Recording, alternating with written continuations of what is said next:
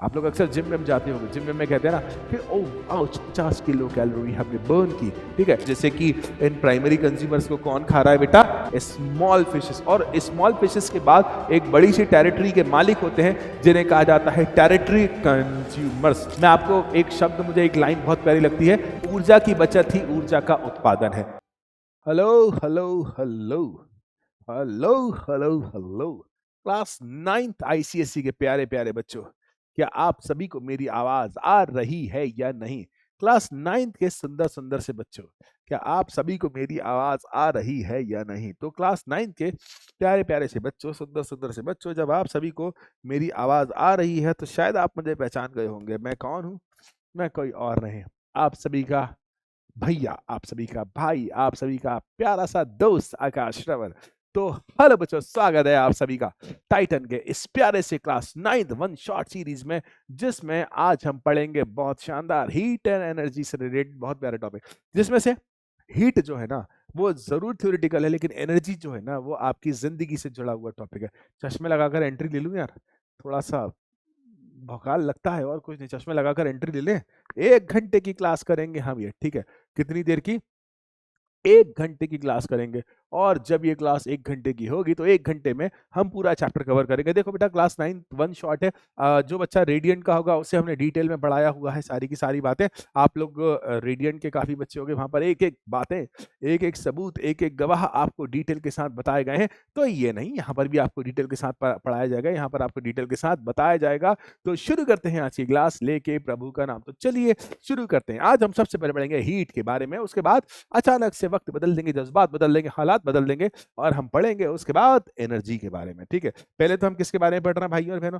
Heat के बारे में। तो पहले हम हीट के बारे में पढ़ेंगे। अटकना नहीं भैया, ठीक है, अटकना नहीं भैया, 1 सेकंड का समय दीजिएगा।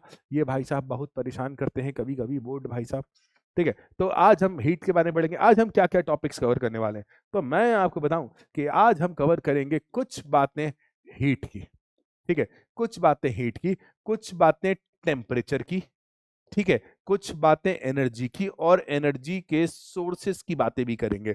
कुछ बातें एनर्जी की करेंगे, कुछ बातें एनर्जी के सोर्सेस भी करेंगे। तो इन सारी बातों को मद्देनजर रखते हुए आज की क्लास में बहुत ज्यादा मजा होने वाला है। शुरू का टॉपिक बहुत अच्छा है और एनर्जी बहुत अच्छा, one of my favourite. Theoretical portion जरूर है, आप लोगों को लगता है बोरिंग जरूर है, लेकिन बोरिंग बिल्कुल नहीं है। देखो बेटा, सबसे पहले हीट क्या होती है, ठीक है बेटा, सबसे पहले हीट क्या होती है याद रखना। सबसे पहले हीट क्या होती है मैं आपको बताऊं। हीट एक प्रकार की एनर्जी है। हीट क्या है भाई साहब? हीट एक प्रकार की एनर्जी है जो कि किसी भी बॉडी के मॉलिक्यूल्स के मोशन के कारण आती है। हीट जब एक प्रकार की एनर्जी है तो इसकी जो यूनिट आप लगाओगे, क्या लगाओगे भाइयों और बहनों? जूल लगाओगे। हीट जब एक प्रकार की एनर्जी है तो इसकी यूनिट क्या लगाओगे भाई साहब? जूल लगाओगे। इसकी यूनिट क्या लगाओगे बेटा? जूल लगाओगे, ठीक है। हीट एक टाइप की एनर्जी है तो हम इसकी यूनिट क्या यूज करेंगे बेटा?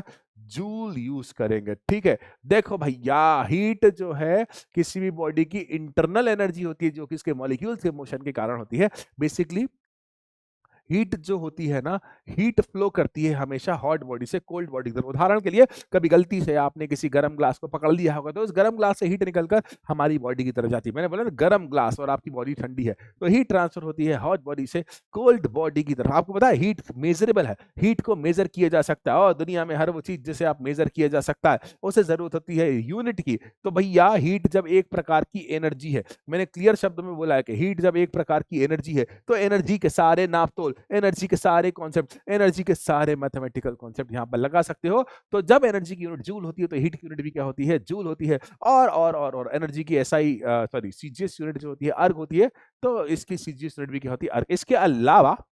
इसके अलावा हीट को मेजर करने की एक और यूनिट होती है जो होती है कैलोरी। आप लोग अक्सर जिम में जाते होंगे, जिम में कहते हैं ना कि ओह आउच 50 किलो कैलोरी हमने बर्न की, ठीक है। तो भैया, हीट को मेजर करने के we have another unit that is calorie. अगर आप 1000 कैलोरी की बात करें तो 1 किलो कैलोरी कहलाता है। एक बहुत प्यारा सा रिलेशन है, इस रिलेशन को याद रखना बेटा।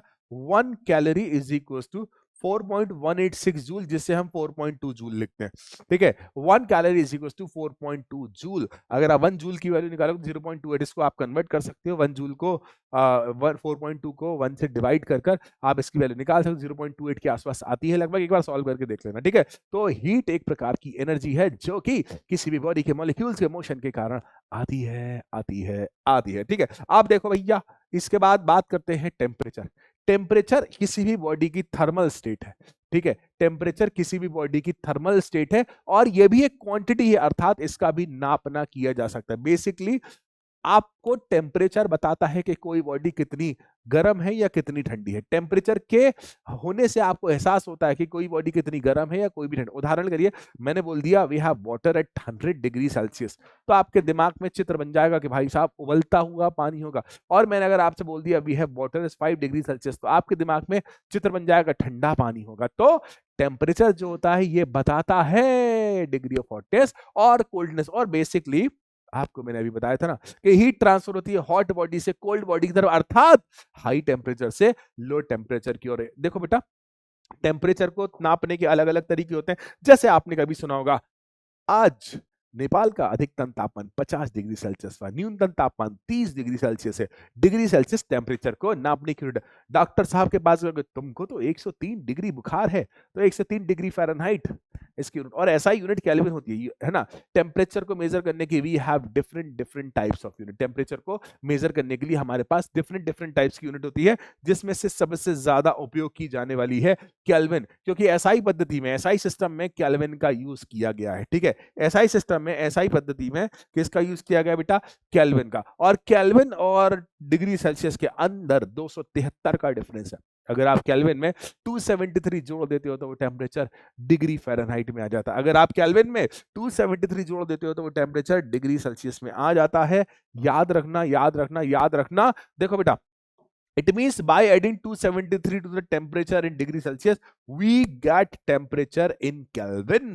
याद रखिएगा इन सभी बातों को, ठीक है। अब देखो, टेम्परेचर की यूनिट कई हो सकती हैं, जैसे कि सेल्सियस और फ़ारेनहाइट मैंने आपको बताई है। C/5 is equal to F minus 273/9। कभी आपको एग्जाम्पल के लिए क्वेश्चन दिया जाए कि सेल्सियस को फ़ारेनहाइट में कन्वर्ट करो, मैं एग्जाम्पल के लिए क्वेश्चन देता हूं कि 30 डिग्री सेल्सियस को फ़ारेनहाइट में कन्वर्ट करने की कोशिश कीजिए। 30 डिग्री सेल्सियस को फ़ारेनहाइट में कन्वर्ट करने की कोशिश कीजिए, प्रयत्न करके मुझे बताइए। तो सेल्सियस को फ़ारेनहाइट में कन्वर्ट करने के लिए आप इस रिलेशन का यूज करेंगे। We have different types of scales of temperature. तो सेल्सियस को फ़ारेनहाइट में यूज करने के लिए आप इस रिलेशन का यूज करेंगे, ठीक है। एक बहुत प्यारा सा अंतर है, एक बहुत डिफरेंट सा अंतर है। ये बहुत डिफरेंट सा अंतर मैं इसलिए बोल रहा हूं क्योंकि कुछ बातें हमें इसकी इजीली समझ आ जाती है, कुछ बातें समझने में दिक्कत होती है। हम पढ़ रहे हैं बेटा हीट और तापमान के बीच अंतर।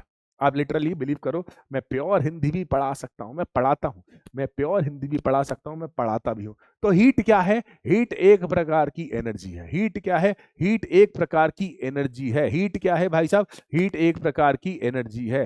तो हीट एक प्रकार की एनर्जी है जो कि एनर्जी है, तो काहे में नापोगे? चैट्स में आंसर दीजिए। और टेम्परेचर क्या है? टेम्परेचर बेसिकली हमें बताता है कि किस डायरेक्शन में फ्लो ऑफ हीट होगा। जैसा कि आपको बताया, heat flow from high temperature to lower temperature. मैंने बताया, किसने बताया? देखो बेटा, हीट यूनिट है जूल, क्योंकि हीट है एनर्जी और एनर्जी की यूनिट क्या होती है? जूल। टेम्परेचर की we have different type of units, ठीक है। हीट की भी हमारे पास डिफरेंट टाइप ऑफ यूनिट, लेकिन एसआई सिस्टम में जैसे जूल होती है हीट की, उसी प्रकार से केल्विन होती है टेम्परेचर की। याद रखना बेटा, हीट जो है ना, हीट डिपेंड करती है मास पर, टेम्परेचर पर and material of the body पर, लेकिन टेम्परेचर जो है डिपेंड करता है average kinetic energy of its molecule, ठीक है। अब देखिए, हीट को मेजर करने के लिए हम जिस फिजिक्स की शाखा का, जिस फिजिक्स की ब्रांच का यूज करते हैं उसे कहते हैं कैलोरीमेट्री, ठीक है। इसे क्या कहते हैं? कैलोरीमेट्री। कैलोरीमेट्री मतलब कैलोरी की चीजों को नापने के लिए यूज किया जाने वाला मेथड, तो कैलोरीमेट्री। और हीट को मेजर करने के लिए हम जिसका यूज करते हैं उसे कहते हैं थर्मोमेट्री, ठीक है। अब ऐसा भी हो सकता है कि दो बॉडीज के पास सेम हीट हो पर उनके टेम्परेचर डिफरेंट हो, है ना। हम किसी बॉडी को 20 जूल की हीट दें, दूसरी बॉडी को भी 20 जूल की हीट दें, लेकिन दोनों के तापमान में अलग अलग बढ़ोतरी हो, ठीक है। या ये भी हो सकता है कि दो बॉडीज जिसके पास सेम टेम्परेचर हो पर डिफरेंट क्वांटिटी ऑफ हीट हो, ठीक है। अब देखो बेटा, जब भी दो बॉडी दो बॉडी जिनकी डिफरेंट अमाउंट ऑफ हीट है, दोनों को कांटेक्ट में रखा जाता है तो उनके बीच हीट का फ्लो होता है। और कब तक होता है? जब तक दोनों का अमाउंट ऑफ हीट इक्वल ना हो जाए। अगर आपको एवरेज हीट निकालना है, ठीक है, बेसिकली टेम्परेचर इक्वल होने वाली कहानी होती है, ठीक है, याद रखना। ठीक है, जब भी आपको अमाउंट ऑफ हीट निकालना होती है तो निकालने के लिए आपको उनका एवरेज निकालना पड़ेगा, ठीक है। और याद रखना टेम्परेचर की कहानी भी ऐसी है, जब दो बॉडी जिन्हें डिफरेंट टेम्परेचर पर है उन्हें कांटेक्ट में रखा जाता है तो उनके बीच फ्लो ऑफ हीट होता है ड्यू टू हाई से लो। एक बड़ा प्यारा सा कॉन्सेप्ट है जिसको बोलते हैं thermal expansion.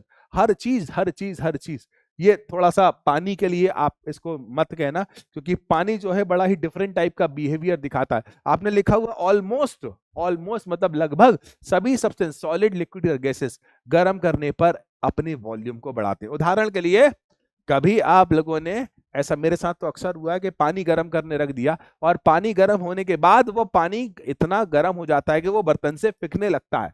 It is thermal expansion. Thermal expansion का मतलब क्या होता है? जब भी किसी सब्सटेंस को गर्म किया जाता है, तो वो अपने आप को थोड़ा सा बड़ा कर ले, that is called thermal expansion. Thermal expansion के कारण ही जो ट्रेन होती है ना, रेलवे ट्रैक होते हैं ना, रेलवे ट्रैक के बीच में छोटू सा गैप रखा जाता है। या फिर आप देखना बिजली के जो वायर्स होते हैं उनके एंड पर हम क्या लगाते हैं बेटा? एक छोटा सा वेट लगा देते हैं। जब लेंथ बढ़ती है तो उसे लीनियर एक्सपांशन कहते हैं, ठीक है। याद रखना, when the length is increase then it is called linear expansion. जब एरिया इंक्रीज होता है तो उसको एरिया एक्सपांशन या सुपरफिशियल एक्सपांशन बोलते हैं। और जब वॉल्यूम इंक्रीज होता है तो उसको क्यूबिकल एक्सपांशन या फिर वॉल्यूम एक्सपेंशन भी बोला जाता है। देखो, ऑलमोस्ट सभी लिक्विड एक्सपांड करते हैं, है ना। ऑलमोस्ट जो सभी लिक्विड एक्सपांड करते हैं मोर देन द सॉलिड, और गैसेस एक्सपांड करती हैं मोर देन द लिक्विड। तो मतलब गैसेस ज्यादा वॉल्यूम ऑक्यूपाई करती हैं, उसके कंपैरिजन में लिक्विड थोड़ा कम, और उसके कंपैरिजन में सॉलिड थोड़ा कम, ठीक है। क्योंकि solid, liquid and gas we have three states of matter, ठीक है। Solid, liquid and gas we have three states of matter. हमारे पास कितनी स्टेट्स होती है? हमारे पास we have three states of matter. तो अगर हम बात करें उन थ्री स्टेट्स की, तो सॉलिड जो होता है rather as compare to liquid and gas थोड़ा सा कम एक्सपांड करेगा, ठीक है। ये बातें हैं किसकी? थर्मल एक्सपेंशन की। भाई साहब, ये पानी जो विचित्र होता है, मैंने एक शब्द कहा कि ऑलमोस्ट सभी चीजें एक्सपांड करती हैं, फैलती हैं गर्म करने वाले, लेकिन पानी थोड़ा सा विचलित होता है। इसको पढ़ना नेमोलस, मुझे एक बच्ची ने पढ़ना सिखाया था।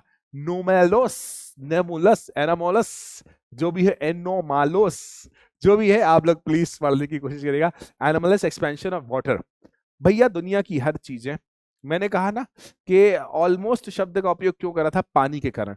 दुनिया की हर चीजें एक्सपांड होती हैं टेम्परेचर प्रोवाइड करने पर। दुनिया की हर चीजें एक्सपांड होती हैं टेम्परेचर प्रोवाइड करने पर, लेकिन सिर्फ और सिर्फ बात आ जाती है किस पर? सिर्फ और सिर्फ बात आ जाती है जल पर। जल जो होता है ना, 0 से लेकर 4 डिग्री सेल्सियस तक, 4 डिग्री सेल्सियस तक हमने 0 से 1 करा, तो वो एक्सपांड नहीं होगा, वो कम होगा। वो एक्सपांड नहीं होगा, वो कम होगा। अगर 1 से 2 करा तो और कम हो जाएगा, 2 से 3 करा तो और कम हो जाएगा, 3 से और करा तो और कम हो जाएगा। तो 4 डिग्री सेल्सियस तक, है ना, 4 डिग्री सेल्सियस तक पानी जो होता है ना, अपने आप को क्या करता है? एक्सपांशन को कम करता है। इसे कहा जाता है एनामोलस बिहेवियर। और जैसे 4 डिग्री सेल्सियस पर से ऊपर जाते हैं, फैलता जाता है, फैलता जाता है, फैलता जाता है। तो मैंने जो वर्ड यूज किया था ना ऑलमोस्ट, वो जल के कारण किया था कि ऑलमोस्ट सभी के सभी, ऑलमोस्ट सारे के सारे, ऑलमोस्ट पूरे के पूरे जो सब्सटेंस होते हैं, मटेरियल होते हैं, है ना, मटेरियल होते हैं, एक्सपांड करते हैं जब भी हम उन्हें प्रोवाइड करते हैं हीट। लेकिन अगर हम बात करते हैं जल की, तो 0 से 4 डिग्री सेल्सियस तक की बात करते हैं, तो 0 से 4 डिग्री सेल्सियस तक लाने पर वो अपने वॉल्यूम को कम करते हैं, और 4 डिग्री सेल्सियस पर उसकी डेंसिटी मैक्सिमम होती है 1000 kg पर मीटर क्यूब। शॉर्ट ट्रिक्स है, अगर आपको kg1, अच्छा रिलेटिव डेंसिटी में बताऊंगा, kg पर 1000 kg पर मीटर क्यूब, और ग्राम में 1 ग्राम पर सेंटीमीटर क्यूब, ठीक है। अगर आप वाटर की वॉल्यूम, है ना, वाटर की वॉल्यूम, है ना, और वाटर के टेम्परेचर इन डिग्री सेल्सियस के लिए जिराफ बनाते हो, जिराफ का मतलब हो गया बेटा ग्राफ बनाते हो ना, तो आपको बेटा देखो, पहले तो वॉल्यूम कम होगी, ओ भाई साहब इतना बड़ा ना बने, ठीक है। पहले तो क्या होगी भैया? वॉल्यूम कम होगी, कितने डिग्री तक? 4 डिग्री तक। और यहां पर डेंसिटी, डेंसिटी क्या हो जाएगी भाई साहब? मैक्सिमम। और फिर इसकी वॉल्यूम, बढ़ने लगेगी, बढ़ने लगेगी, बढ़ने 4 डिग्री सेल्सियस वाले कॉन्सेप्ट का यूज किया जाता है किसके अंदर? 1 किलो पानी के टेम्परेचर को बताने के लिए। ठीक है, अब देखो बेटा, ये एनोमलस एक्सपांशन ऑफ वाटर होता है ना, इसी के कारण जो एक्वेटिव लाइफ होती है ना, मतलब मछलियां जो होती हैं, बर्फ की ऊपरी लेयर लग जाने के बाद भी उसके अंदर सरवाइव कर सकती है। एक बात बताऊं आपको, पानी की स्पेसिफिक हीट का अमाउंट भी काफी ज्यादा होता है। पानी बहुत जल्दी गर्म भी नहीं होता और पानी बहुत जल्दी ठंडा भी नहीं होता। इसके कारण ही इस दुनिया में हमारी बहुत सारी चीजें पॉसिबल है। इस दुनिया में हीट, उस दुनिया में टेम्परेचर का जो बैलेंस है वो इसी के कारण पॉसिबल है कि पानी बहुत जल्दी गर्म भी नहीं होता, पानी बहुत जल्दी ठंडा भी नहीं होता। इसी कारण से हम सिकाई करने के लिए भी किसका यूज करते हैं बेटा? पानी का। ठीक है, अब देखो बेटा, ये एनोमलस एक्सपांशन के कारण ही जो पाइपलाइंस होती है ना, ये पाइपलाइन फट जाती है। ठीक है, एनोमलस एक्सपांशन के कारण ही पाइपलाइंस क्या होती है बेटा? फट जाती है। और उसके बाद भाई साहब बहुत ठंडी रातों में जो क्रॉप होती है ना, वो क्रॉप क्या हो जाती है? डिस्ट्रक्ट हो जाती है, खराब हो जाती है पानी के एनोमलस एक्सपांशन के। इसके कुछ फायदे भी हैं तो इसके कुछ नुकसान भी है बेटा। अब इसका आंसर आप लोग दे सकते हो क्या? आपको पता है what is the unit of calorie? मतलब कैलोरी किसकी यूनिट है? इतना मुश्किल क्वेश्चन आप आंसर भी दे पाओगे क्या? हीट, वर्क, टेम्परेचर या फूड? नहीं पता ना? नहीं पता ना? यही तो गड़बड़ है। नहीं पता ना तुमको? यही तो गड़बड़ है। आप देखिए आगे बढ़ते हैं, आप देखिए आगे बढ़ते हैं। ठीक है, आप देखिए आगे बढ़ते हैं अगले क्वेश्चन की तरफ। बहुत सारी थ्योरी है। देखो बेटा, एक और आंसर देना। What is the correct relation between Celsius and Fahrenheit? What is the correct relation between Celsius and Fahrenheit? इसका उत्तर कृपया कर आप प्रोवाइड करेंगे किसमें? चैट्स में। आप देखो भाई साहब, एनर्जी फ्लो हीट के बारे में बहुत लिमिटेड है हमारे सिलेबस में। मतलब क्लास 9th के लिए पढ़ रहे हैं, अभी आप क्लास 10th में आओ, बोलोगे सर ना पढ़ाओ सर, इतना ज्यादा हीट पढ़ा दिया। क्लास 10th में हीट के बारे में बहुत सारी बातें, क्लास 10th में हीट के बारे में बहुत सारी बातें। क्लास 9th में जरूर थोड़ा सा लिमिटेड है। और ये क्लास 9th में हीट का कॉन्सेप्ट इसलिए रखा गया ताकि आपको क्लास 10th के लिए तैयार किया जा सके। ठीक है, अब हम बढ़ रहे हैं energy flow in an ecosystem. आपको पता है इस दुनिया में, इस संसार में, पता है सबसे ज्यादा क्या है? Energy. E is equal to mc square. Energy proportional to mass है। चारों तरफ लिविंग थिंग या non living thing, living thing या नॉन लिविंग थिंग सारी की सारी कंज्यूम करती है, प्रोवाइड करती है, एनर्जी प्रोवाइड करती है। ठीक है, तो बेटा याद रखना, कुछ हमारे से पास कुछ बायोटिक सिस्टम होते हैं, जैसे प्रोड्यूसर्स होते हैं, कंज्यूमर्स होते हैं, और या फिर डिकम्पोजर्स होते हैं। ठीक है, और कुछ अबायोटिक कंपोनेंट्स होते हैं जैसे light, heat, rain, humidity, inorganic and organic substance. ये सारे के सारे क्या कहलाते हैं? इकोसिस्टम। आप, मैं, हम सभी इस इकोसिस्टम का हिस्सा है। ठीक है, अब इस दुनिया में बेसिकली, इस दुनिया में, इस संसार में, इस ब्रह्मांड में जिस भी प्लेनेट पर अगर कहीं दुनिया होगी, जिस भी प्लेनेट पर अगर लाइफ होगी, तो वो लाइफ बेसिकली पॉसिबल होगी एनर्जी के फ्लो के बेसिस पर। किसी भी एक्टिविटी की बात करो, आप बायोटिक की बात करो या अबायोटिक में भी कहूंगा मैं। ठीक है, किसी भी एक्टिविटी की बात करो, किसी भी एक्टिविटी की बात करो, उस दौरान आपको एनर्जी चाहिए। और इस पूरे यूनिवर्स को सबसे ज्यादा एनर्जी प्रोवाइड करने वाला क्या है? इस पूरे यूनिवर्स, हमारा यूनिवर्स का नाम है मिल्की वे। इस मिल्की वे को सबसे ज्यादा एनर्जी प्रोवाइड करने वाला क्या है? मैं आपसे पूछता हूं, क्या आपको पता है इस यूनिवर्स में सबसे ज्यादा, मतलब हमारे मिल्की वे में अभी तक पता चीजों में से पूरे यूनिवर्स को एनर्जी प्रोवाइड करने वाला है? तो कोई और नहीं, सन। तो कोई और नहीं, सन। सन से आने वाली बहुत सारी एनर्जी का यूज हम कर नहीं पाते। ठीक है बेटा, अब देखो बेटा, द एनर्जी अर्थ से बेसिकली एनर्जी जो रिसीव होती है ना, वो अलग अलग तरीके से आती है। जैसे बेसिकली 56 से लेकर 60% जो एनर्जी होता है वो एटमॉस्फेयर ही एब्जॉर्ब कर लेता है। अराउंड 56 से लेकर 60% एनर्जी जो होता है एटमॉस्फेयर यूटिलाइज कर लेता है। लगभग 10% एनर्जी जो होती है पानी यूटिलाइज कर लेता है और सरफेस यूटिलाइज कर लेता है। सिर्फ 8% एनर्जी जो होती है वो पेड़ों पर गिरती है। सिर्फ 8% एनर्जी जो होती है वो पेड़ों पर गिरती है। और ये 8% एनर्जी का यूज पेड़ क्या करते हैं? भोजन बनाने के लिए करता है। पेड़ जो है शायद जादू के रिश्तेदार है। पेड़ जादू के रिश्तेदार है। जैसे जादू धूप खाता था, पेड़ भी क्या करते हैं? धूप खाते होंगे। तो भाई साहब, इतनी एनर्जी में से सिर्फ 0.02% फोटोसिंथेसिस में यूज करते हैं, फोटोसिंथेसिस में यूज करते हैं। फोटोसिंथेसिस में यूज क्यों करते हैं? क्योंकि खाना बनाने के लिए उनको चाहिए एनर्जी, और खाना बनाने के लिए एनर्जी चाहिए, तो ये एनर्जी उन्हें कहाँ मिलती है? कहाँ से मिलती है? सन से आने वाली लाइट से। और इसके कारण वो हमारे आसपास की जो एक्स्ट्रा, हमारे आसपास की जो कार्बन डाइऑक्साइड है और पानी in the presence of sunlight, ये बनाते हैं C6H12O6। ठीक है, तो एनर्जी फ्लो होता है इकोसिस्टम के कारण, और ये कहलाते हैं प्रोड्यूसर्स। ठीक है, अब देखो बेटा फूड चेन। ठीक है, बेसिकली ये प्रोड्यूसर्स कहलाते हैं। अब देखो बेटा फूड चेन, कौन किसको खा रहा है? वही फूड चेन है। जैसे कि भाई साहब, सन ने, सुनना ध्यान से मेरा, ये थोड़ा सा डायग्राम ध्यान से समझना पड़ेगा बेटा। सन सबसे बड़ा एनर्जी सोर्स। ठीक है, सन ने क्या करा बेटा?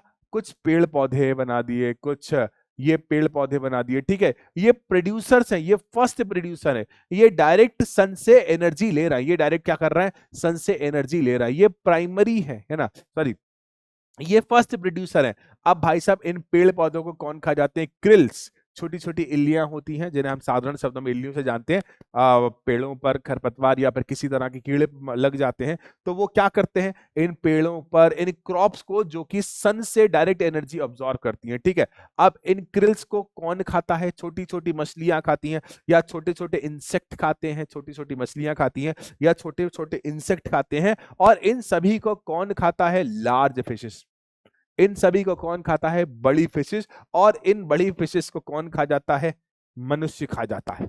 ठीक है, इन बड़ी फिशेस को कौन खाता है? मनुष्य। तो बेसिकली एनर्जी फ्लो शुरू हुआ था सन से। अब ये प्रोड्यूसर्स है ना, प्रोड्यूसर सन से आने वाली एनर्जी से एनर्जी ले रहे थे। उसके बाद इस एनर्जी का यूज कौन कर रहे थे? क्रिल्स, इन्हें खाकर, इन क्रिल्स को खाकर स्मॉल फिश अपना जीवन चला रही थी। इस छोटी फिश को खाकर लार्ज फिश अपना जीवन चला रही थी, और इन लार्ज फिश को खाकर मैन भी अपना जीवन चला रहा है। वैसे तो हम वेजिटेरियन भी हैं, हम डायरेक्टली इन फसलों को भी खा सकते हैं, तो इसका मतलब ये नहीं कि हम क्रिल्स हैं। ठीक है, मतलब हम डायरेक्टली इन फसलों को भी खा सकते हैं, तो याद रखना, इसका मतलब ये नहीं होता कि हम क्रिल्स हैं। तो देखो बेटा, इकोसिस्टम में फोटोसिंथेसिस जो होता है ना, फोटोसिंथेसिस और बैक्टीरिया जो होता है, ये प्रोड्यूसर्स होते हैं। ठीक है ना बेटा, ये बैक्टीरिया, ये क्या होता है बेटा? ये जो बेसिकली फूड सिंथेसाइज करते हैं प्रोड्यूसर से, और यूटिलाइज की जाती है किससे बेटा? प्राइमरी कंज्यूमर से। जैसे क्रिल्स की बात करें, प्राइमरी कंज्यूमर जो होते हैं ना, उनसे एनर्जी लेते हैं सेकेंडरी कंज्यूमर। जैसे कि इन प्राइमरी कंज्यूमर्स को कौन खा रहा है बेटा? Small fishes. और स्मॉल फिशेस के बाद एक बड़ी सी टेरिटरी के मालिक होते हैं, जिन्हें कहा जाता है टेरिटरी कंज्यूमर्स। ठीक है, उन छोटी सी फिशेस से बड़ी फिशेस जो होती है, उसे क्या करती है? उसे, और देखो इन फिशेस को हम इंसान खा जाते हैं। ठीक है, तो उन फिशेस से हमने एनर्जी ले ली। ये प्रोसेस जो होती है ना, बेसिकली मैंने जो होता है ना, ये लास्ट कंज्यूमर बोला जाता है, लेकिन ऐसा जरूरी थोड़ी शेर आ गया, शेर हमें खा लेगा, वो भी तो हो सकता है लास्ट कंज्यूमर। ठीक है, तो ये फूड चेन की प्रोसेस जब से ब्रह्मांड बना है तब से चल रही है, और जब तक ये ब्रह्मांड है तब तक चलती रहेगी फूड चेन की ये प्रोसेस है। इसमें है ना, सबसे इंपॉर्टेंट होता है एनर्जी फ्लो बेटा, सबसे इंपॉर्टेंट होता है एनर्जी फ्लो। इसे याद रखना है ना, ये एक टेंटेटिव वैल्यू होती है, एग्जैक्ट वैल्यू हो सकता है आपको ये दिख नहीं रही हो। अगर ये आपको दिख नहीं रही है तो मुझे 1 सेकंड का समय दीजिए, मैं इसको हाईलाइट करता जाऊंगा तो आपको दिख जाएगी। ठीक है, अब देखो बेटा, सबसे पहले अगर हम बात करते हैं पेड़ों की, ठीक है, सबसे पहले हम बात करते हैं पेड़ों की, जिन्होंने 20610 कैलोरी की एनर्जी बनाई विद द हेल्प ऑफ सन। ठीक है, 20810 की कैलोरी उन्होंने बनाई सन से। ठीक है बेटा, उसके बाद 11977 कैलोरी को उन्होंने क्या कर दिया बेटा? बाहर निकाल दिया। ठीक है, ग्रॉस प्रोडक्शन हो रहा है बेटा। और अब देखो उसके बाद जो प्रोडिक्टर हो रहा है, मतलब आगे बढ़ाने लायक, उसके पास एनर्जी कितनी है? 8833 की। ठीक है, अब 8833 में से कुछ एनर्जी बर्बाद हो गई। कितनी बर्बाद हो गई?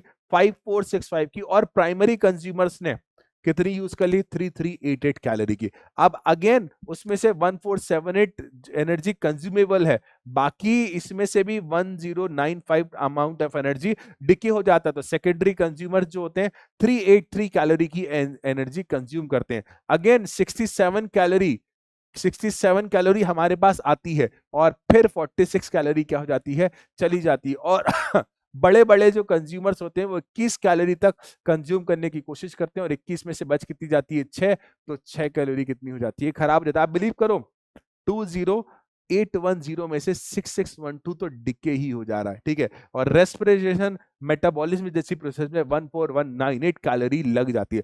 मतलब भाई साहब, अगर मैं एनर्जी कंज्यूम करता हूं तो मैं एनर्जी क्यों करता हूं? अपने शरीर के अंगों को कंटिन्यू चलाने के लिए, अपने शरीर के अंगों को कंटिन्यू दौड़ाने के लिए, अपने शरीर के अंगों को कंटिन्यू मेंटेन रखने के लिए। तो एनर्जी फ्लो के बारे में बेटा याद रखना है आपको, ठीक है। कुछ बातें आपको एनर्जी फ्लो के बारे में याद रखना है बेटा, ठीक है। आगे बढ़ते हैं और कुछ प्यारी प्यारी बातें। थ्योरेटिकल पोर्शन ज्यादा है, आपको बहुत, मतलब आपको बताऊं ना, काफी बच्चों के चैप्टर बहुत बोरिंग लगता है। अब देखो भैया, आपको भूख लगती है तो आप क्या करते हो? सन पे जाकर ऐसे आ करके खड़े हो जाते हो। आपको भूख लगती है तो हम क्या करते हैं? सन के पास जाकर ऐसे आ करके खड़े हो जाते नहीं।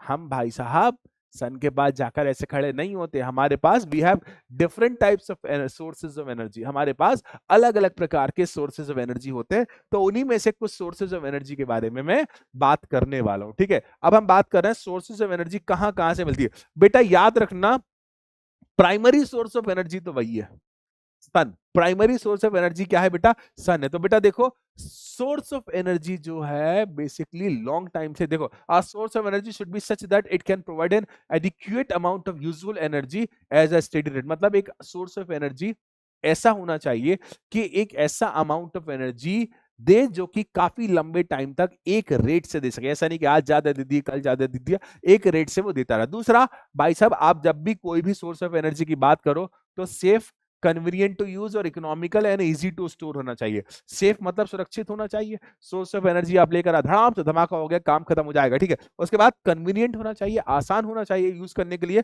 इकोनॉमिकल मतलब सस्ता होना चाहिए, और इजी टू स्टोर। आपने एनर्जी अभी यूज कर ली, आपका मन है कि एनर्जी बाद में भी यूज करेंगे, ठीक है। एनर्जी आपने अभी यूज कर ली, आपका मन है एनर्जी आप बाद में भी यूज करेंगे, तो इसे स्टोर करने लायक सोर्स ऑफ एनर्जी होना चाहिए। अब आगे बढ़ते हैं हमारे अगले की तरफ, ठीक है। अब renewable and non renewable sources of energy के बारे में बताते, ठीक है।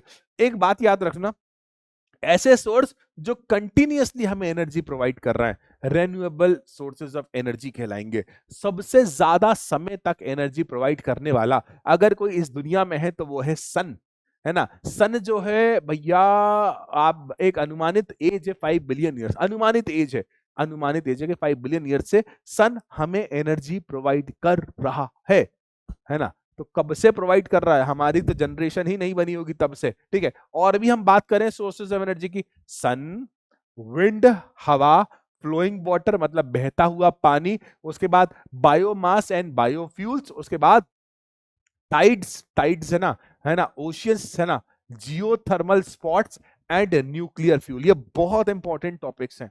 मतलब आप बिलीव करो, हम जो ब्रह्मांड में पृथ्वीवासी है ना, ये पृथ्वीवासी बहुत थोड़े समय के बाद सारे सोर्सेज ऑफ एनर्जी को खत्म कर चुके होंगे। हम पृथ्वीवासी, हम ब्रह्मांडवासी कुछ समय पश्चात, थोड़े समय के बाद हम सारे के सारे एनर्जी सोर्सेज को खत्म कर चुके होंगे। क्या करोगे तब तुम? क्या करोगे तब तुम? धूप की तरफ आ करके खड़े होगे? नहीं। जब हमारे आसपास के सारे सोर्सेज ऑफ एनर्जी खत्म हो जाएंगे तब हम क्या करेंगे? कि बहुत बड़ा दुख, बहुत बड़ी दिक्कत, बहुत बड़ी परेशानी है बेटा। तो इसीलिए ये चैप्टर आपके सिलेबस में जुड़ गया। आपको क्या अब लगता है कि आपको ये सारी बातें पढ़ाने के लिए इस चैप्टर को नहीं जोड़ा गया? इस चैप्टर को बेसिकली जोड़ा गया है कि आप अपने आप में डेवलपमेंट लाएं, ठीक है। आप अपने आप में सुधार लाएं, आप अपने पर्यावरण के प्रति जागरूक हो, ठीक है। एक एक कर सारी बातें हम पढ़ते हैं, ठीक है। अब देखो बेटा, सबसे पहला, सन। सन क्या है? सबसे बड़ा सोर्स ऑफ एनर्जी। सन क्या है? सबसे बड़ा सोर्स ऑफ एनर्जी है। अब देखो बेटा, सन से जो एनर्जी मिलती है ना, उसे क्या कहते हैं? Solar energy. तो सन एक रिन्यूएबल सोर्स ऑफ एनर्जी है जो कि हर डायरेक्शन में एनर्जी प्रोवाइड करता है। हमारी तरफ तो एक डायरेक्शन में आ रहा है ना, हर डायरेक्शन में हमें क्या प्रोवाइड करता है? एनर्जी प्रोवाइड करता है, जिसमें से हम बहुत ही limited amount of energy use कर पाते हैं। दूसरे की बात करते हैं, वायु। वायु मतलब हवा जो है ना, हवा चल रही है, हवा एक जगह से दूसरी जगह फ्लो करती है। और जब हवा एक जगह से दूसरी जगह फ्लो करती है तो उस विंड की काइनेटिक एनर्जी का यूज किया जा सकता है, ठीक है। इस विंड की काइनेटिक एनर्जी का यूज किया जा सकता है, ठीक है। अब देखो बेटा, आपको एक बात बताऊं, जो विंड एनर्जी होती है ना, वो कहां से आती है? सोलर एनर्जी से। मैंने तुमको बताया था कि इस संसार में, इस ब्रह्मांड में एनर्जी का अगर सबसे बड़ा सोर्स कोई और है तो कोई और नहीं, विंड है ना, सॉरी सन।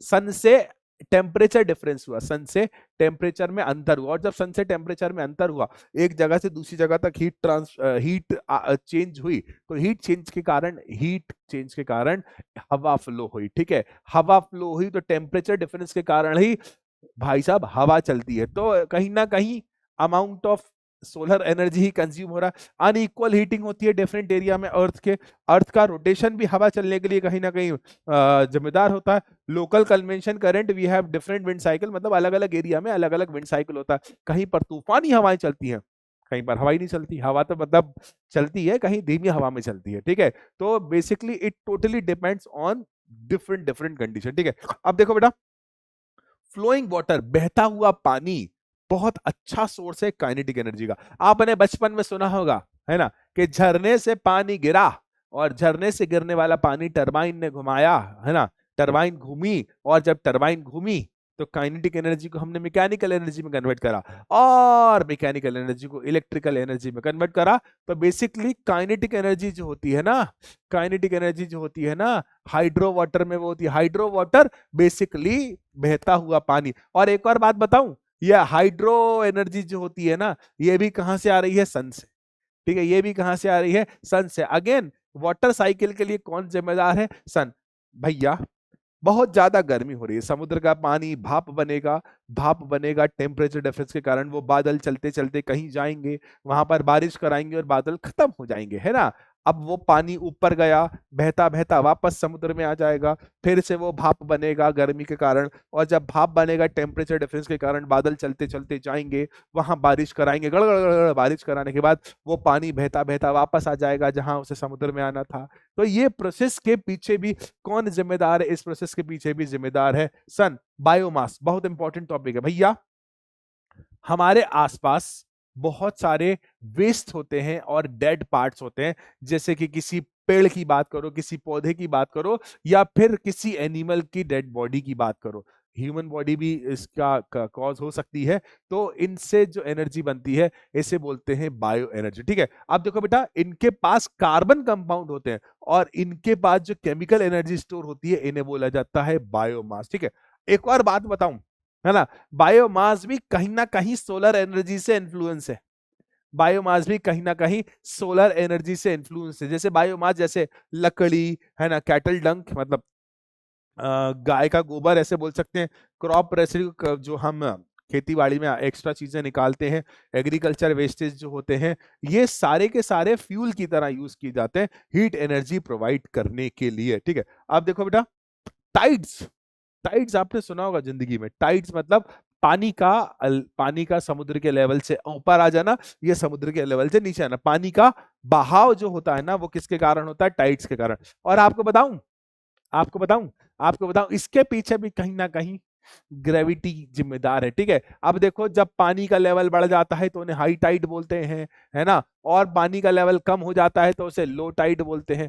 तो हाई टाइड और लो टाइड कहीं ना कहीं इसके पीछे जिम्मेदार हैं। ठीक है, और देखो, energy possessed by rising and falling water of tide is known as tidal energy. ठीक है, अब देखो बेटा, अब आपको पता है पानी का लेवल बढ़ेगा, पानी का लेवल कम होगा। जब पानी का लेवल बढ़ेगा और पानी का लेवल कम होगा, तो इसके पीछे कौन जिम्मेदार है? इसके पीछे जिम्मेदार है मून भी जिम्मेदार होता है। ठीक है, अब देखो बेटा, इस राइज एंड फॉल जो होता है ना, इससे हम जनरेट कर सकते हैं इलेक्ट्रिसिटी। और सबसे इंपॉर्टेंट बात है कि इससे हम इलेक्ट्रिसिटी जनरेट कर सकते हैं, लेकिन हर जगह जनरेट नहीं कर सकते। बहुत ही लिमिटेड एरिया होंगे इसके लिए बेटा, क्योंकि जहां समुद्र है वहीं तो आप इसे कर सकते हो भाई साहब। अगला है ओशियन थर्मल एनर्जी। देखो बेटा, जैसे जैसे आप पानी की गहराई में जाओगे ना, जैसे जैसे आप पानी की गहराई में जाओगे, वैसे तो हम बहुत लिमिटेड गहराई तक जा सकते हैं, जैसे जैसे हम पानी की गहराई में जाएंगे, पानी का टेम्परेचर बढ़ता जाएगा। मतलब पानी के सरफेस के ऊपर और पानी के सरफेस के नीचे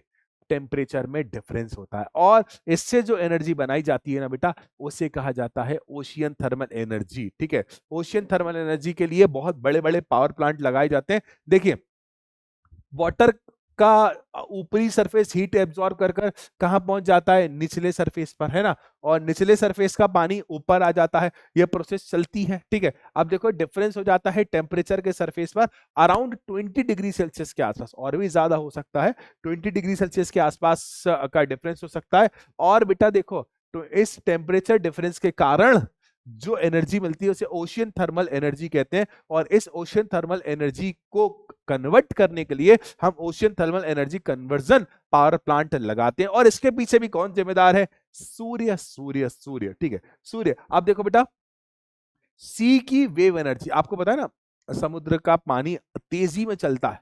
समुद्र का पानी क्या करता है? तेजी में चलता है। बेसिकली जो विंड ब्लोइंग होती है, हवा जो बहुत तेज तेज चल रही होती है ना, इसके कारण जो पानी का जो लेवल होता है ना, पानी की जो स्पीड होती है बहुत तेज होती है, बहुत तेजी में हमारे पास आता है, या हमसे ज्यादा बहुत तेजी में हमारे पास आता है, या हमारे पास जो आता है, तो उसके बाद बहुत सारी काइनेटिक एनर्जी होती है। उस काइनेटिक एनर्जी का यूज ही हम करते हैं। उस काइनेटिक एनर्जी का यूज हम कर कर यहां पर सी वेव्स एनर्जी का यूज कर कर क्या कर सकते हैं? काइनेटिक एनर्जी को मैकेनिकल एनर्जी में कन्वर्ट कर कर उसे इलेक्ट्रिकल एनर्जी में कन्वर्ट कर सकते हैं। और again it is indirectly coming from the sun. Again ये भी किससे आ रही है बेटा? इनडायरेक्टली फ्रॉम द सन से। देखो, the waves energy can also be, basically इसका यूज किया जाता है इलेक्ट्रिसिटी जनरेट करने में। ठीक है, अब हम बात करते हैं नॉन रिन्यूएबल सोर्सेज। आज के समय में बहुत बड़ी दिक्कत है। मैंने अभी कुछ देर पहले कहा कि कुछ समय पश्चात, कुछ टाइम के बाद हमारे आसपास के जितने भी एनर्जी सोर्सेस हैं उनसे एनर्जी समाप्त हो जाएगी। हमारे आसपास के जितने भी एनर्जी सोर्सेस है ना, उनसे एनर्जी क्या हो जाएगी? समाप्त हो जाएगी। पेट्रोल, कोयला, नेचुरल गैसेस, ये सारी की सारी खत्म हो जाएंगी। ये फॉसिल फ्यूल्स जो कहे जाते हैं कंबाइनली, अब ये समुद्र की गहराइयों में या जमीन की गहराइयों में है, लेकिन ये एक लिमिटेड अमाउंट हमारे पास प्रेजेंट है। इस कारण से इन्हें कहा जाता है non renewable sources of energy, जो कि खत्म हो जाएंगे समय के साथ। Non renewable sources of energy क्या हो जाएंगे? समय के साथ क्या हो जाएंगे? खत्म हो जाएंगे, खत्म हो जाएंगे, खत्म हो जाएंगे। ठीक है, तो इसी कारण से हमें एनर्जी के ऑल्टरनेटिव सोर्स की तरफ बढ़ना पड़ेगा, एनर्जी के दूसरे सोर्सेज की तरफ बढ़ना पड़ेगा। कुछ नॉन रिन्यूएबल सोर्सेज की बात करें तो कोयला, कोल जिसे कहते हैं, कोल जो होता है नॉन रिन्यूएबल सोर्सेज होता है और ये कॉम्प्लेक्स कंपाउंड होता है, लेकिन इससे बहुत ज्यादा एनर्जी नहीं मिलती है। बेसिकली ये गहराइयों में मिलता है, डीप माइंस में मिलता है अर्थ के सरफेस पर। हमारे भारत में जो कोल माइंस है ना, हमारे भारत में कॉमनली झारखंड में और वेस्ट बंगाल में और उड़ीसा और छत्तीसगढ़ में मिली जाती हैं। ठीक है ना बेटा, इससे बहुत ज्यादा अमाउंट ऑफ एनर्जी निकलता है, सबसे कॉमन सोर्स होता है। बेसिकली कोल एक नॉन रिन्यूएबल सोर्सेज होता है जिसमें कार्बन, हाइड्रोजन और ऑक्सीजन में कुछ अमाउंट ऑफ कार्बन भी प्रेजेंट होता है नाइट्रोजन और सल्फर की के साथ। देखो बेटा, पेट्रोलियम, पेट्रोलियम एक डार्क कलर का विस्कियस लिक्विड होता है जिसको क्रूड ऑयल भी कहा जाता है। क्रूड ऑयल से डीजल बनता है, क्रूड ऑयल से पेट्रोल बनता है, क्रूड ऑयल से different different types of petroleum बनते हैं। देखो बेटा, इससे पेट्रोलियम इसलिए कहा जाता है क्योंकि पेट्रोलियम का मतलब होता है रॉक ऑयल। ठीक है, ये बहुत कॉम्प्लेक्स मिक्सचर होता है जिसमें बहुत सारे हाइड्रोकार्बन्स होते हैं, जिसमें बहुत सारा अमाउंट वाटर भी होता है, सॉल्ट भी होता है, अर्थ के पार्टिकल्स भी होते हैं, या अदर कंपाउंड्स भी होते हैं। कार्बन, ऑक्सीजन, नाइट्रोजन, सल्फर, ये सारे के सारे होते हैं। ये पानी से हल्का होता है और पानी में मिलता नहीं है ना, इसी कारण से तो ये हमें मिल गया। मान लो अगर ये जल के साथ घुल जाता तो समुद्र का हिस्सा बन जाता। बेसिकली इसे निकालने के लिए हमें काफी गहरा होल ड्रिल करना पड़ता है, काफी गहरा होल ड्रिल करना पड़ता है। हमारे भारत में ये मुंबई और आसाम के आसपास के समुद्र में मिलता है।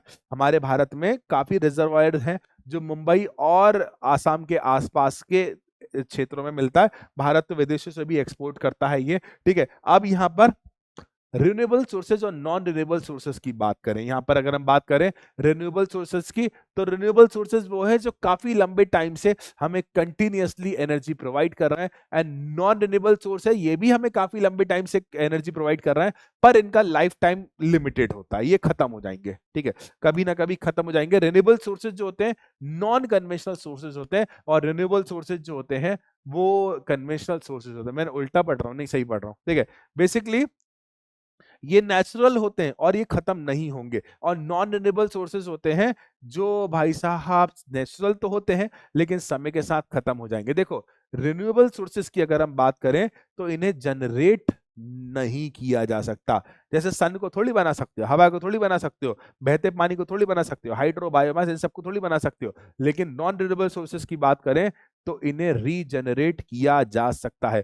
कोल, पेट्रोलियम वैसे तो बहुत मुश्किल प्रोसेस है, लेकिन लिखा है, मानना पड़ेगा हमें। अब देखो बेटा, हमें अभी से अपने आप के नियंत्रण में रहना पड़ेगा, हमें अभी से एनर्जी की बर्बादी को रोकना पड़ेगा। मैं आपको एक शब्द, मुझे एक लाइन बहुत प्यारी लगती है, ऊर्जा की बचत ही ऊर्जा का उत्पादन है। तो हमें भैया ऊर्जा की बचत करना पड़ेगी, ऊर्जा को बर्बाद होने से रोकना पड़ेगा, हमें आसपास लगे हुए पेड़ों को काटने से रोकना पड़ेगा, ठीक है। और पेड़ों को अगर आप काटने से रोकोगे तो भाई साहब उन नए पेड़ लगाना भी पड़ेंगे, क्योंकि पेड़ जो है हमारी अर्थ के एटमॉस्फेयर को मेंटेन करने के लिए बहुत प्राइमरी इम्पैक्ट डालते हैं, ठीक है।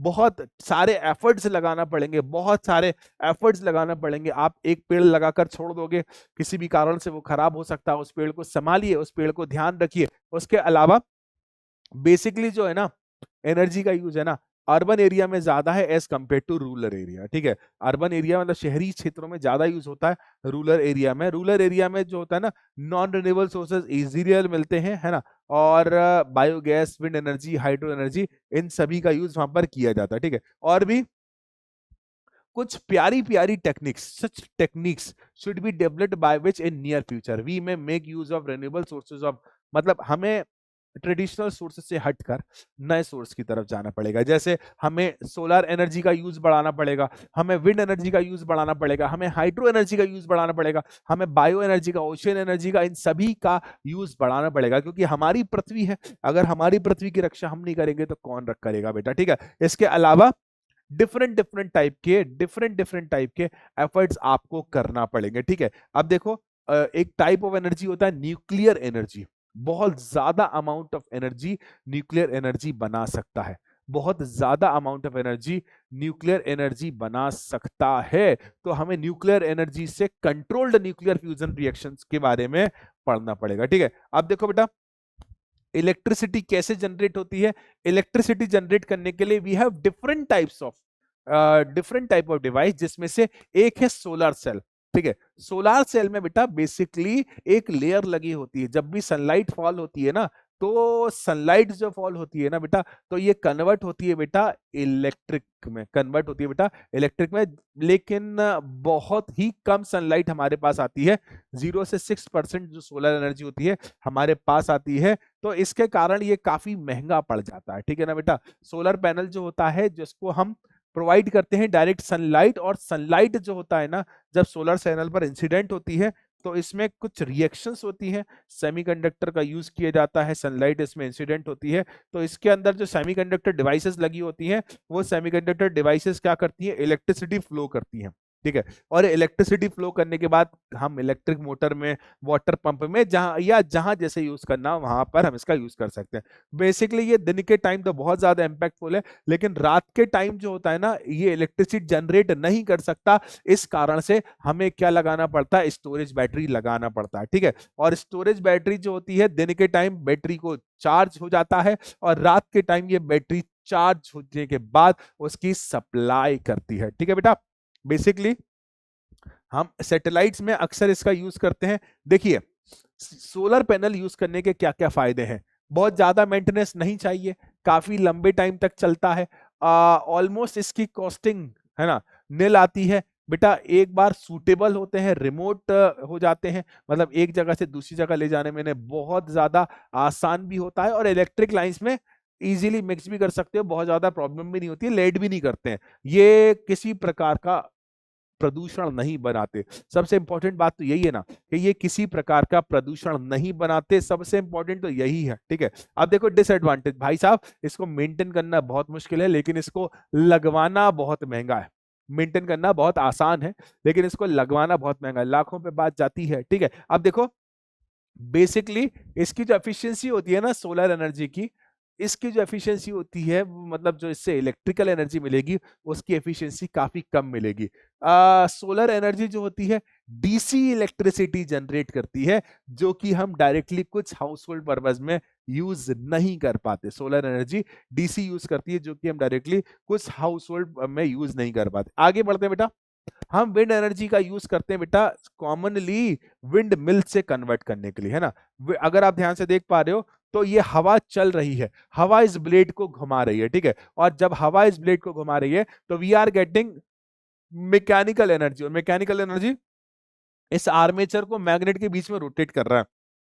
अब ये मैकेनिकल एनर्जी आर्मेचर को मैग्नेट के बीच में रोटेट कर रहा है, तो वहां पर इलेक्ट्रोमैग्नेटिक इंडक्शन की प्रोसेस के दौरान इलेक्ट्रिक जनरेटर क्या करता है, यहां पर मैकेनिकल एनर्जी को इलेक्ट्रिकल एनर्जी में कन्वर्ट करता है। ठीक है, इसमें एक डायनेमो लगा होता है। अगेन इसको लगाना बहुत मुश्किल होता है, इसकी इनिशियल कॉस्टिंग काफी ज्यादा आती है, मेंटेनेंस भी काफी मुश्किल होता है। ठीक है, मेंटेनेंस इतनी ऊंचाई पर जाकर पंखा साफ करना पड़ेगा तुम्हें, कैसे करोगे, तो इसका मेंटेनेंस भी काफी ज्यादा होता है और इसको लगाना भी काफी ज्यादा मुश्किल होता है। और इसको लगाने के लिए आप घर की छत पर तो लगा नहीं सकते, ऐसी जगह लगाना पड़ेगा जहां पर बहुत अच्छी हवा चलती हो, लगभग कम से कम भाई साहब 15-20 किलोमीटर पर आवर की स्पीड में तो कम से कम हवा चले। दूसरा, एक से एनर्जी बहुत कम मिलती है, इसलिए हमें एन नंबर ऑफ लगाना पड़ता है। एक से एनर्जी काफी कम मिलती है तो हम इसलिए इससे एन नंबर ऑफ लगाते हैं। ठीक है, आगे बढ़ते हैं। ठीक है, अब हम बढ़ते हैं बेटा, विंड एनर्जी तो गलत लिखा हुआ है।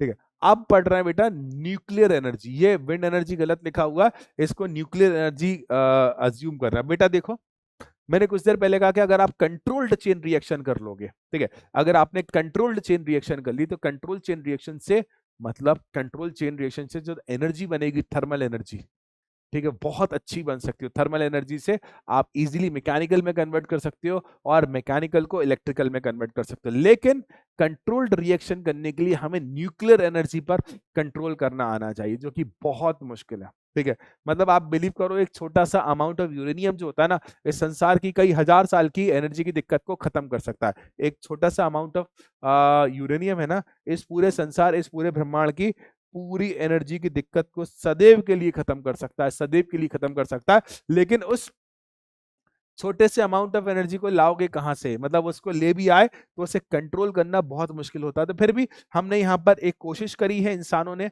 और ये सक्सेसफुल भी है। बेसिकली इस ये जो मैं पढ़ा रहा हूँ ना बेटा, इसे कहते हैं न्यूक्लियर रिएक्टर। ठीक है, न्यूक्लियर रिएक्टर के अंदर होता है न्यूक्लियर फ्यूल, है ना। कॉमनली इसमें यूरेनियम का यूज किया जाता है। इसमें ग्रेफाइट के ब्लॉक्स होते हैं, इसके अंदर यूरेनियम यहाँ पर डिप किया जाता है और हैवी वाटर का यूज किया जाता है, और ठंडा रखने के लिए कूलेंट लगाया जाता है, और कैडमियम रॉड लगाई जाती है, कैडमियम और बोरॉन की। क्यों? क्योंकि इसके अंदर अनकंट्रोल्ड चेन रिएक्शन होती है, और अनकंट्रोल्ड चेन रिएक्शन होने के लिए हम उससे कंट्रोल्ड चेन रिएक्शन में कन्वर्ट करने के लिए क्या डालते हैं, कैडमियम रॉड। अगर रिएक्शन को बढ़ाना है तो रॉड्स को बाहर निकाल दो, रिएक्शन को कम करना है तो रॉड को कम कर दो, क्योंकि ये जो एक्स्ट्रा न्यूट्रॉन बनता है ना, उस एक्स्ट्रा न्यूट्रॉन को एब्जॉर्ब कर लेती है। बेटा देखो, यहाँ पर बहुत अमाउंट ऑफ हॉट गैसेस होंगी जो इस ट्यूब के थ्रू ट्रैवल करती हुई यहाँ आ रही होगी। आप देखना, बहुत अमाउंट ऑफ हॉट गैसेस होगी जो इस ट्यूब के थ्रू ट्रैवल कर कर यहाँ पर आ रही होंगी। तो इस चैम्बर में बहुत ज्यादा हीट हो गई होगी। ये हीट जो होगी ना, इस पानी को क्या कर देगी, हमने यहाँ पर एक कॉइल लगाई हुई है, ये कॉइल के अंदर से हम फ्लो कर रहे हैं ठंडा पानी, यहाँ से ठंडा पानी गया, ये पानी क्या हो गया, गर्म हो गया, गर्म होकर वो स्टीम में कन्वर्ट हो गया। अब स्टीम में कन्वर्ट हो गया तो हाई प्रेशर स्टीम जेट से हम इस टरबाइन को रोटेट करते हैं। टरबाइन को रोटेट करा मतलब मैकेनिकल एनर्जी बन गई, और उस मैकेनिकल एनर्जी को हम कन्वर्ट कर देंगे with the help of generator electrical energy में। पानी ठंडा हो गया, पानी यहाँ ठंडा नहीं होगा, यहाँ ठंडा होगा, तो वापस इसे पंप की सहायता से यहाँ ट्रैवल करवा दो, और यहाँ से हीट जो है, हीट को अगेन पंप की हेल्प से यहाँ पर ले आओ। ठीक है, ये बहुत ज्यादा अच्छा तो है, जितना आसान हमें यहाँ पर सुनने में लग रहा है उतना ज्यादा खतरनाक है।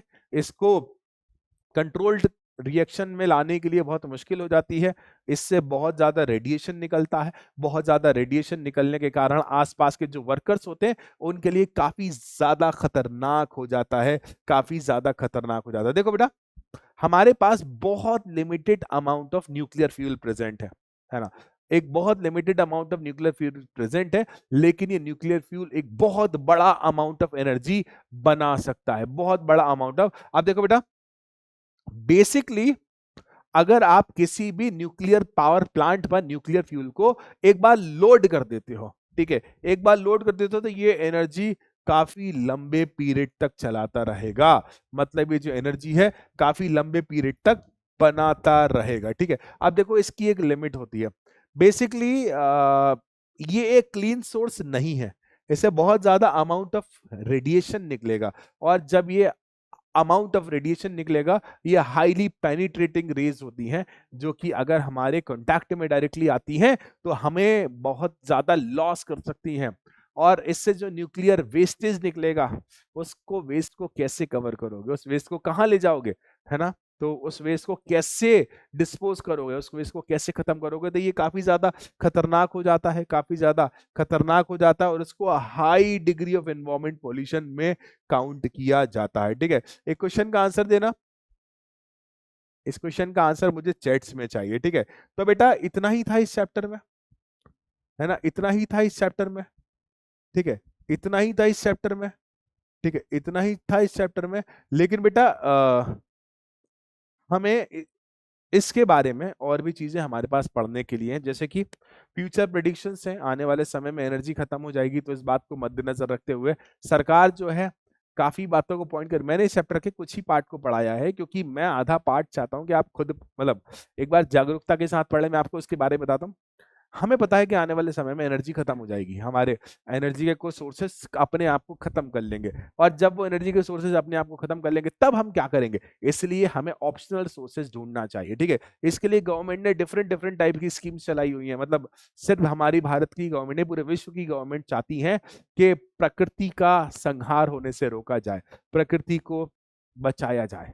ठीक है, तो इसी के साथ मैं आकाश श्रवण, मैंने बहुत लिमिटेड अमाउंट ऑफ चैप्टर में, बहुत लिमिटेड टाइम में चैप्टर को खत्म किया है और बहुत इंपॉर्टेंट पार्ट जो था वो मैंने कवर कर लिया है, और बाकी थ्योरेटिकल पोर्शन बहुत सारा है, बहुत सारा है। तो मजे में इसे पढ़िएगा, एंजॉय करिएगा इस चैप्टर को, अपनी प्राकृतिक जिंदगी से, अपनी रेगुलर लाइफ से जोड़िएगा। तो मैं आकाश श्रवण विदा लेता हूं आप सभी से इस चैप्टर के साथ। बाय, मिलते हैं अपन नेक्स्ट क्लास में, तब तक के लिए ध्यान रखिएगा, खुश रहिएगा, मस्त रहिएगा।